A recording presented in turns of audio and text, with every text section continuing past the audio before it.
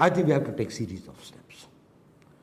We have to first establish the legitimacy of the state, which I said that this fourth generation warfare is the testing of that. We've got to make it very clear that there is no question of sparing anyone, appeasing anyone, not taking this thing like that. Law will take its course, but carry the minority community with us.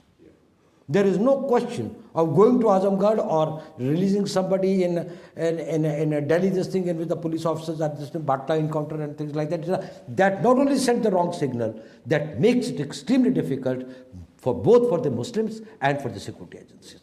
You are only making the Muslims vulnerable by that. So there is no question of that. We should talk to the ulamas. We should convince them, work out a joint strategy, make them partners in that. Press into action an action plan, and it will be a joint plan.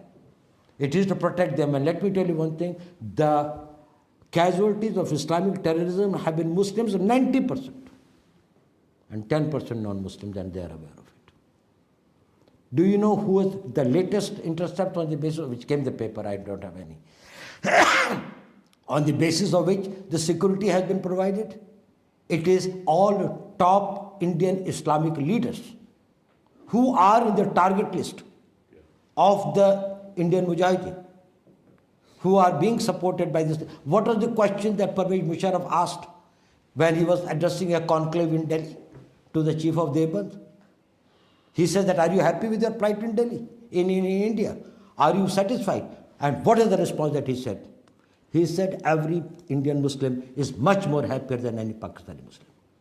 You take care of your house. Don't bother about us. We are quite capable of that. You know, these small things are lost sight of. It is in this thing of the full camera. Pervez Musharraf addressing a conclave, all top elite being there and things like that. The top Maulana of the country who is considered to be on the side of the extremists. This is what the response he gives to live to Pervez Musharraf. Now, don't underestimate it. So, make them the partners. And they are willing partners. They have been willing partners in the history. They will be the willing partners in the future.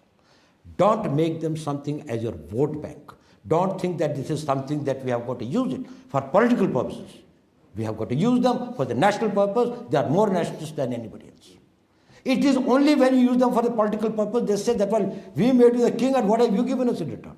Then you are doing a trade-off with them. When you do the trade-off, well, you are always an happy man.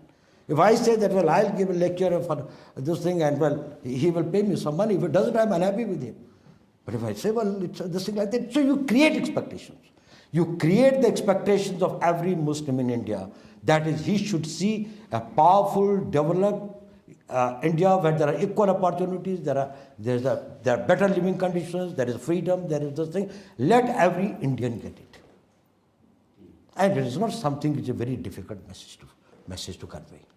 It's only that repeated elections that we keep on this thing, and then we create a sense of victimhood to gain the support. You first make me feel that I am victimized. And then any small thing that happens, you say that you are a victim. And then if I feel victim, then I think I am vulnerable. If I think I am vulnerable, then he is able to exploit.